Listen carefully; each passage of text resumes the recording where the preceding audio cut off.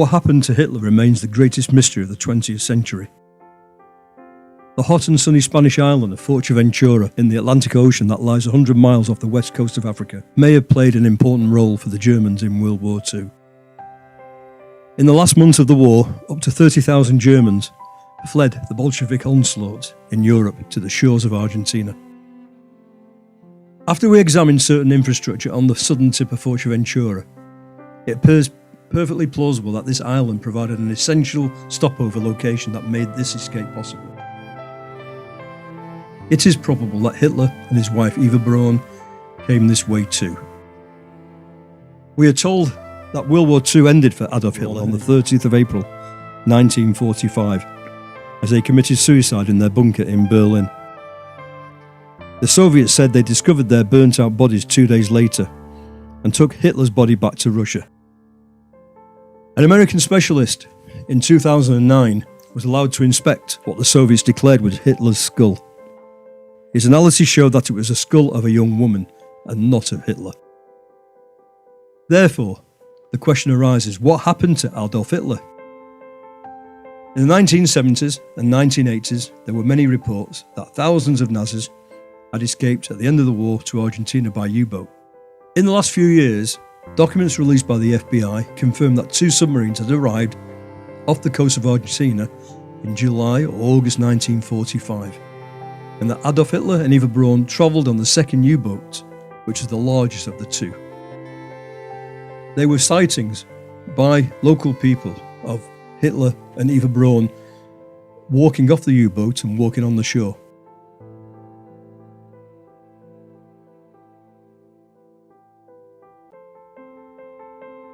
It is known that on the 22nd of April 1945, the Tempelhof airport in Berlin was still operational as many Nazi leaders flew out. It is believed by some sources that Adolf Hitler and Eva Braun left the bunker at least 2 days before it was entered by the Soviets. In those last few days, the Brandenburg Gate Road was used as a landing strip by Hitler's pilot, Anna Reich. From this airstrip, it is believed and apparently recorded that Adolf Hitler and Eva Braun was ferried by aircraft and was flown to Denmark down an air corridor protected by the Luftwaffe. They were then taken to Hitler's personal aircraft, a Junkers Ju-290A6, and then flew to Prague. Upon landing, the aircraft broke a wheel and the Luftwaffe sent out a new wheel to repair that aircraft. Later on, they flew to Madrid in Spain by the same Junkers aircraft. Franco, who was the dictator of Spain, he provided them with a safe temporary haven. It was either in Franco's presidential palace in Madrid that Hitler died in 1947 under the name of Adi Lupi. Or it was perfectly credible that the couple were eventually flown to one of the Spanish Canary Islands called Fuerteventura. It is said that this island could have been the final departure for the Nazis before they left for Argentina by U-boat. But how did they arrive here?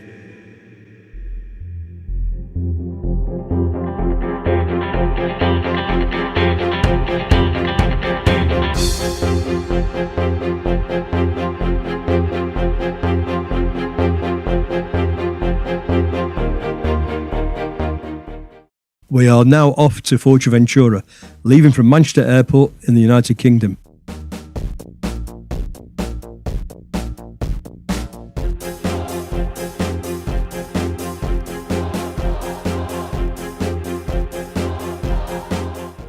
We drive in the car to Morro and it's this town that Gustav Winter developed in the 30s. There was a statue in Confetti of Gustav Winter and his dog. And taking that road there, a tarmac road for a few miles until it goes to a dirt track. And we get to a certain point where it becomes nothing but a dirt road leading to his house. A Gustav Winter house, known as Casa Winter, is over there at the base of those mountains.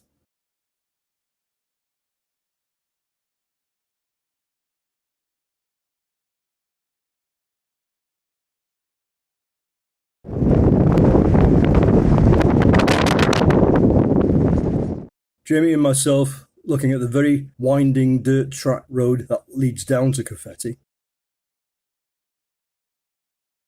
which descends from the steep hills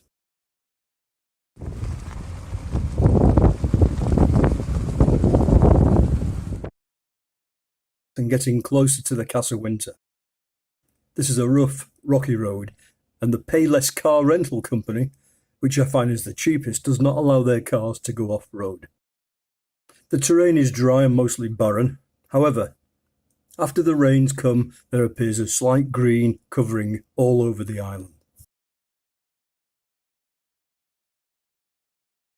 Casa Winter stands strategically alone.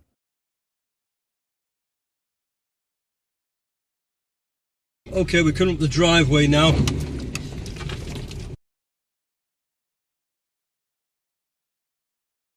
The villa where Hitler stayed, and one of the symbols I've just noticed is very Bavarian. I think it's Bavarian.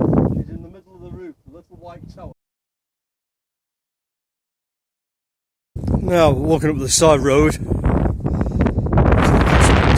Back in the 1980s and 1990s, I worked in Germany, and the Casa Winter architecture reminds me of a blend of Bavarian style with Spanish architecture discreetly fortified.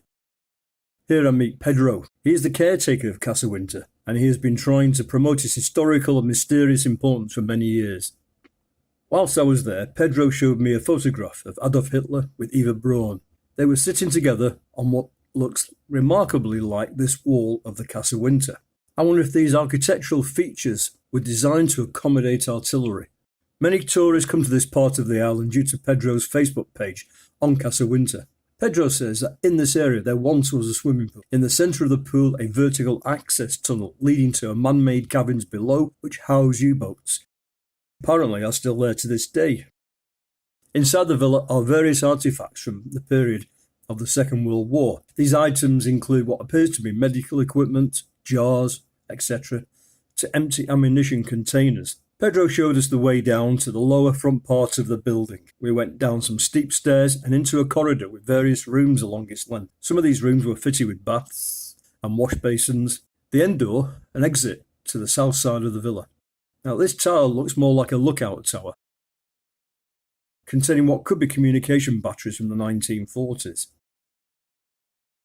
The tower offers good views out to sea looking from north to south.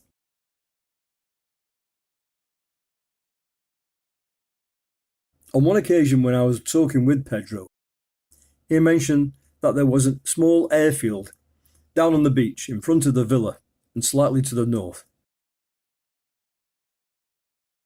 So somewhere in front of Casa Winter, along this area here, Pedro just told me was another airfield, another landing strip. It could be just seen from the top of the mountain behind the villa.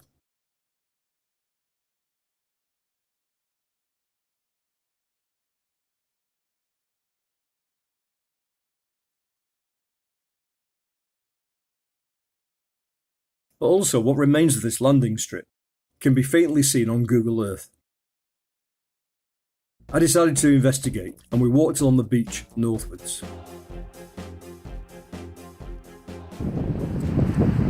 That's the Casa Winter there, and I think this is the runway, the beginning of the runway. Looks like the possible remains of an old runway. It fits in with the description from Pedro that it's down here, and also what you can see from Google Earth.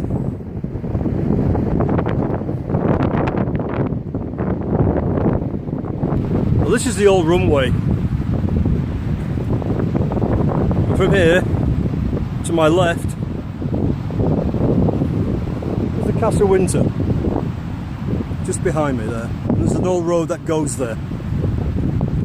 What looks like a road leads to the remains of what possibly was a building.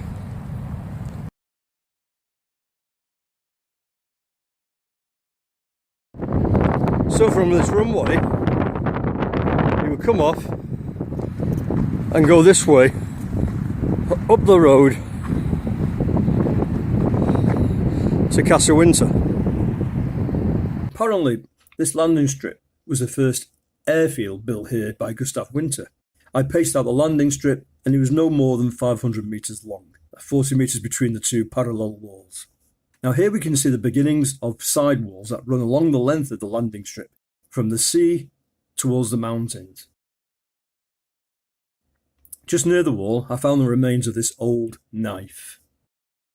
The size of this airstrip does not appear long enough to support the landing and takeoff of 4-engine aircraft such as the Junkers A290-A6.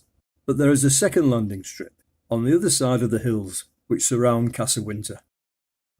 And from what I can make out from its size, it represents an early aerodrome or airport that could handle large aircraft. We start our search using Google Earth. We see an airfield, and this was prepared by Gustav Winter, a friend of Hitler's. Gustav Winter resided on the island of Fuerteventura, and he built this airfield sometime after 1935. He also built an extraordinary house not far from the airfield. So now we have done some reconnaissance of the region of the airfield by using Google. On another visit to Casa, Pedro told me that his father, or his granddad, remembers that many German 4-engine airplanes landed at this airfield, and he believed that the type of aircraft were Junkers. History records that the Junkers 290-A6 was a 50-seat 4-engine aircraft manufactured in Prague. Only 3 or 4 of these aircraft were made. Some reports state that only one version was made, and it was a 40-seat aircraft specifically made for Hitler's use, and this aircraft became Hitler's personal transport plane. The Gustav Winter aerodrome can be seen faintly from Google Earth. Is it possible that there is historic evidence lying somewhere in the remains of this airfield that suggests Hitler's personal aircraft, the Junkers 290-A6, landed here? And would such findings, if corroborated, increase the probability that Hitler and Eva Braun were here in early July 1945, waiting for a U-boat to take them to South America? Now this is a flyover view of the airfield as seen from Google. A close flyby from the sea direction shows what looks like a spoil heap at the beginning and in the centre of the airfield. This is the road on the way down to the old Gustav Winter airport. So we're over a couple of miles away here, but you can see the lighthouse in the distance. The airfield is before that.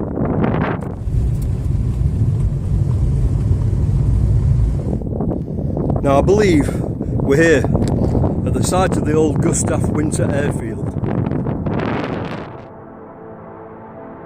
This is the site of Gustav Winter airfield number 2. On the southeast of the island and adjacent to the sea. Let's take a closer look at the airfield.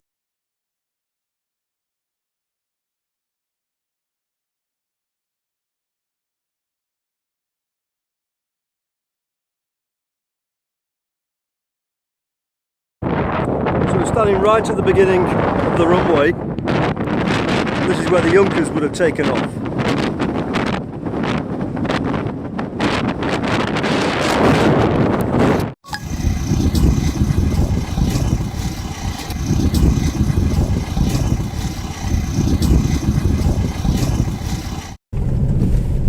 At the Winter airfield, just applying the brakes.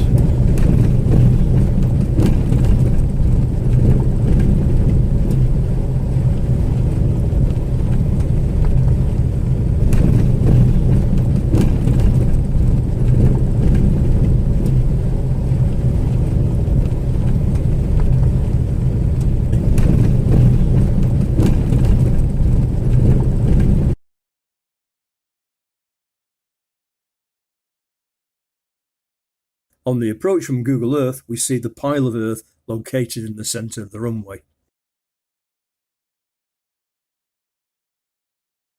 To the right hand side looks like a track that intersects the runway. Possibly this is the taxiway.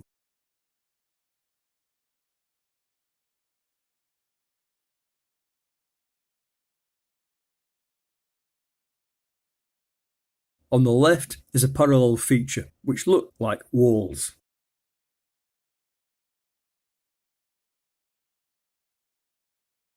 So we're right at the beginning of the airfield now. This is the very beginning. And then we're overlooking the sea. Here is the pile of earth, which looks like it has been dumped.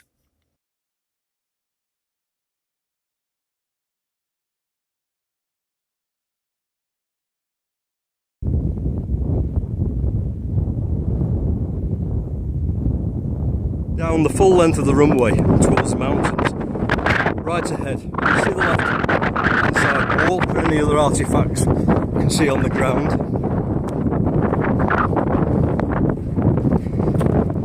Circular concrete column, and I've seen another one like this with a handle on the other side of the runway, just as I was pulling up with the car a few minutes ago. A concrete weight used for tying down aircraft wings when there are high winds on the island. And of course this island is generally windy all the time. Walking over to the west of the runway are the remains of what could have been a walled roadway.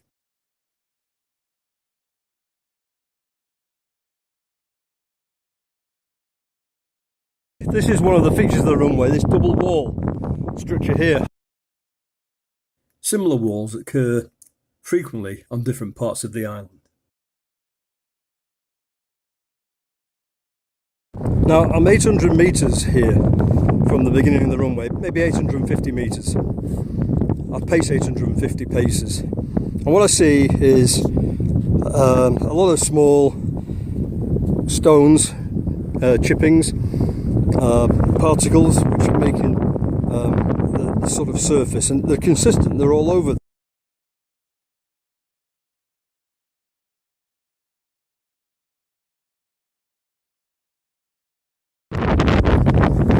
Okay, so the apron makes sense, is right near the top of the north end of the runway on the west side, and we're coming to that feature now where this line of stones breaks maybe for about 300 feet from memory, but I'll measure this now by pacing.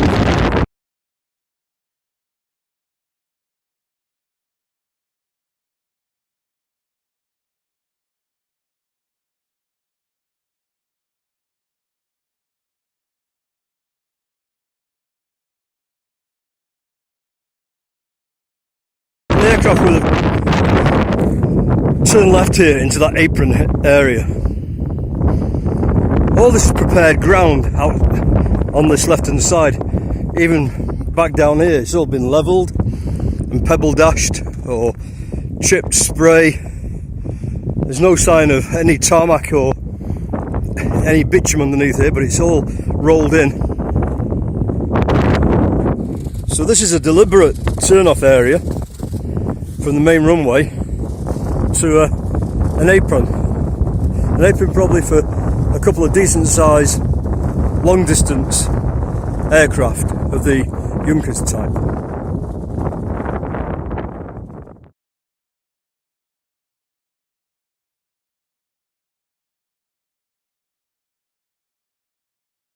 The runway at the northern end, past the road intersection, is 144 paces. Assuming 3 feet per pace, that's 412 feet long. I estimate the apron length to be over 100 metres long by 30 metres wide. The apron, I judge, is large enough for two of these aircraft to fit side by side. The Junkers aircraft had a wingspan of 42 metres and 29 metres long.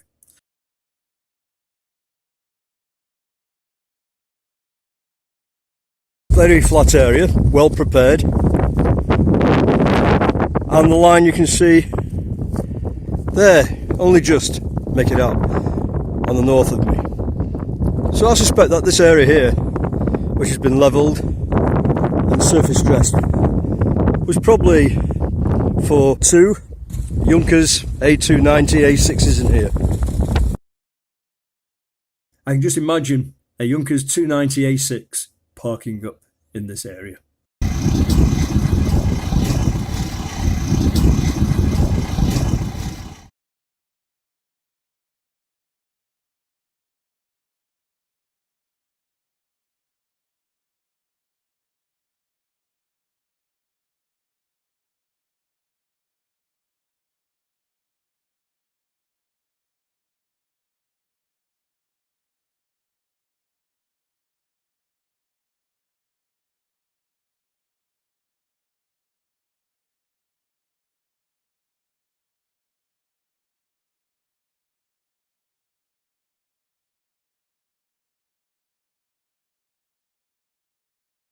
Let's take another run up the runway.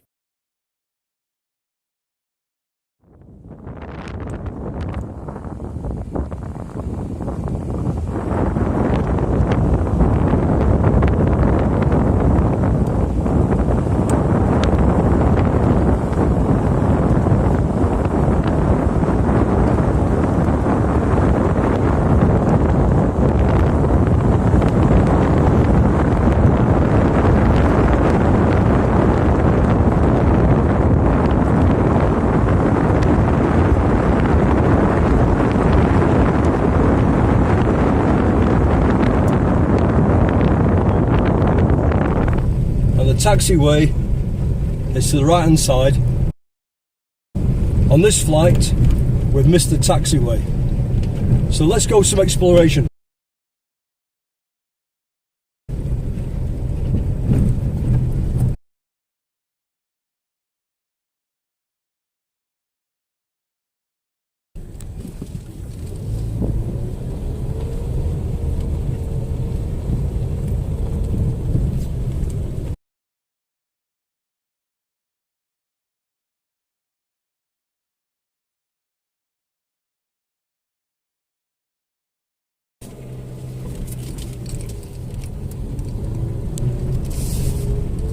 The stones on the right hand side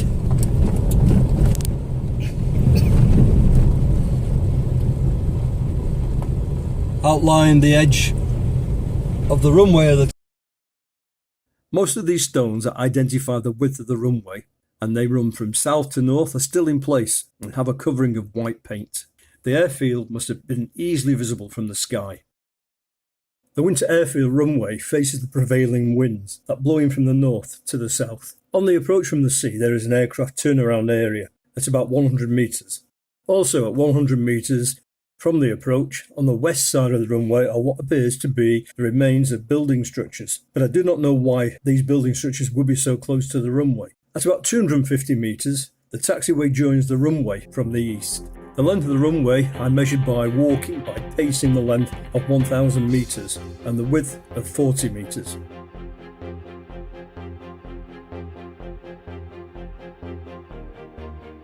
There is evidence of the remains of buildings on the west side of the runway and the airport road, which once had walls on either side.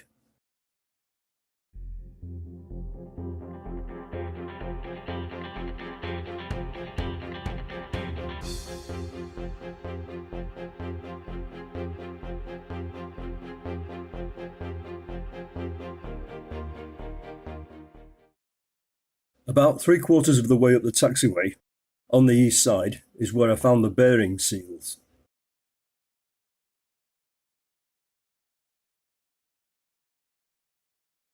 At 800 metres along the runway on the west side is located what appears to have been the aircraft apron, large enough for two Junkers 290 A5 or A6 type aircraft. Note that the A6 was the Junkers 290, that was Hitler's personal aircraft. On the east side of the runway at 800 metres is the other turnaround area for when the wind changes direction. At this stage I do not know where any aircraft maintenance sheds were, or aircraft type hangars or fuel supply depots were located on this installation. The length of the runway of 1,000 metres is the same length of the runway at Munich Reims Airport in 1945.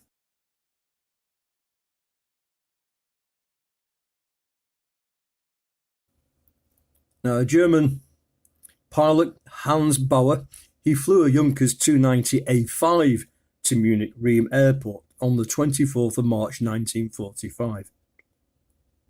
He landed just as an air raid was sounded, and he went home after parking the aircraft in a hangar, but on returning to the airport, he discovered that both hangars and aircraft had been destroyed by bombers.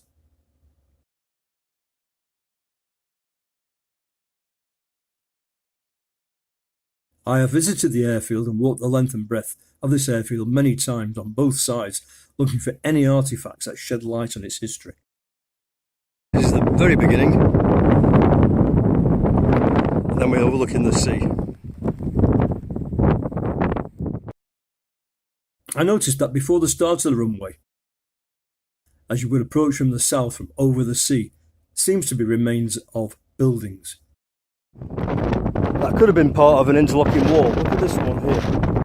The stones here are imported and shaped, lying on the ground that forms rough, straight lines.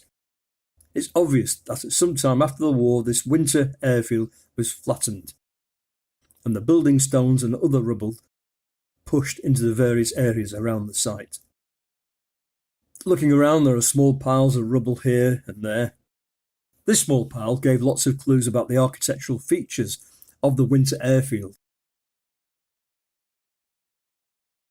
Wire reinforcement for a concrete beam, maybe a door lintel or a ceiling beam.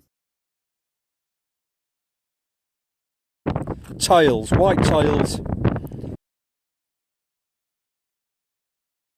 pieces of metal from a roof structure reinforced like a W beam in reinforced concrete. What's left?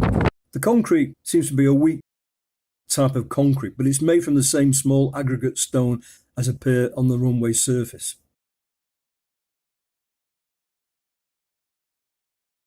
Here I found white colour wall tiles. The tiles were made by an Italian company called Marazzi. It was founded in 1935. This seems to suggest a date of airfield construction, or a minimum date at least. Marazzi is still in operation today in 2019. I find the top section of a tin can, an old tin can, it may be 70, 80 years old, and also a stainless steel fork. I note that stainless steel had been invented in 1913.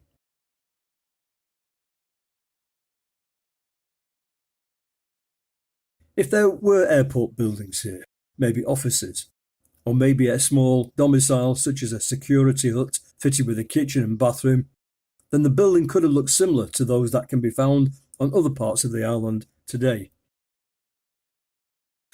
I continued searching and proceeded towards the northeast side of the runway, where I could see small mounds of building rubble.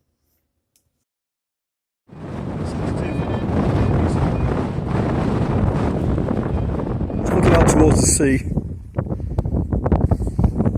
there's a pile of rubble, and it looks like building rubble. I've scraped the surface, and there's nothing to be found on the surface. But under there, there'll be obviously evidence of buildings. Tiles and bricks and stones and painted stones and wooden doors, maybe even glass windows.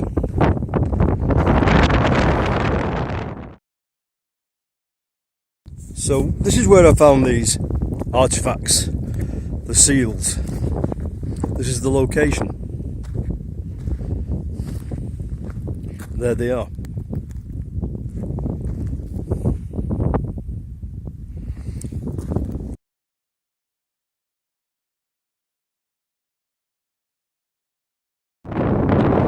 Here's some objects found in the same area.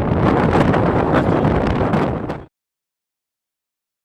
I found that the type of metal detector that I was using was not suited to find metal objects amongst this sandy ground. I understand that a metal detector called a T2 would perform better. But digging into these small piles of earth, I found what looks like circular bearing or shaft seals. These bearing seals consist of matching metal circular receptors in which a circular rubber type material is sandwiched between the two opposing metal receptors. The metal receptors have peripheral cooling or lightning holes, which may indicate that these belong to aircraft.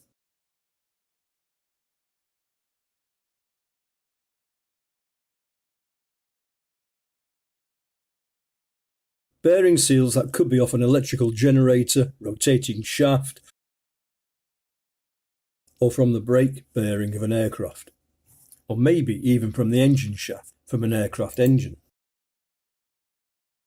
The outside diameter of the metal receptor is 240 mm.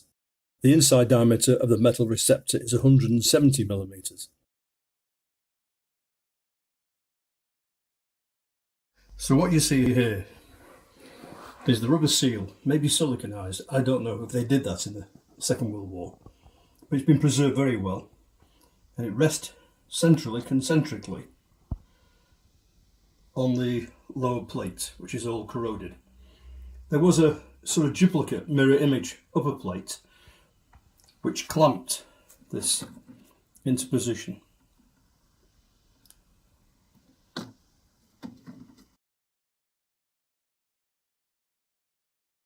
Could this bearing seal, if it is a bearing seal, be from the brake system or axles of the landing gear of the Junkers aircraft? Or maybe from the BMW 801D engine that was fitted to the Junkers. The Junkers 290 A6 was fitted with BMW 810D rotary engines of the type shown here.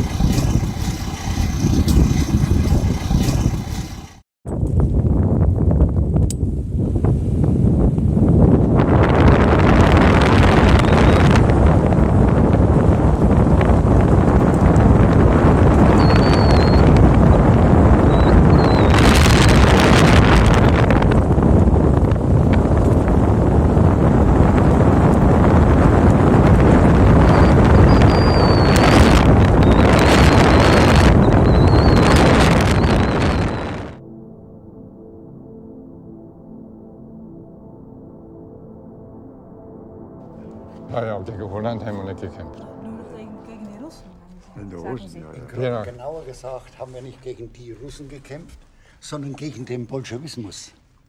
Naja, der Russe ist ja Mensch ist genau der gleiche wie stalinistischer Bolschewismus und haben versucht, unser Land davor zu schützen und vor allen Dingen vielleicht ganz Europa. Wenn wir den Bolschewismus nicht aufgehalten hätten, dann wäre er auch über Irland gekommen und vielleicht nach Frankreich und so weiter. Der war bis an der Kanalküste. Ja, genau. Der Russe. Hatten wir alles vor. Wir hatten, weil ja wir mussten auch gegen den Amerikaner kämpfen, weil der dann gelandet ist in Frankreich und in Italien und in Afrika und so weiter, haben wir also am Schluss gegen den Russen, gegen zum Teil 12-fache Übermacht gekämpft. Und immer mit der Hoffnung, ihn noch von den Reichsgrenzen fernzuhalten, zum Schutz unserer Bevölkerung.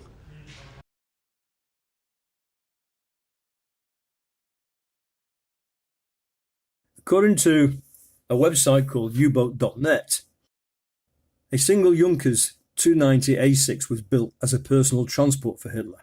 This website reports that in April 1945, this aircraft flew to Spain. Was this airfield there for? Was it used by Adolf Hitler, Eva Braun on their way to escape to Argentina? Did they land here? Did they walk here? Get off the plane here?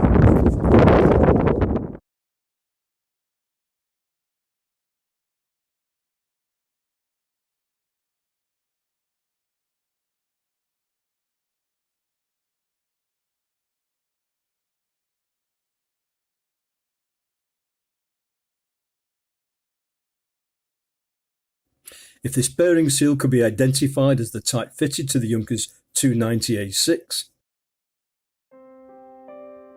then the probability is high Adolf Hitler and Eva Braun used the aircraft to land here on their way to Argentina.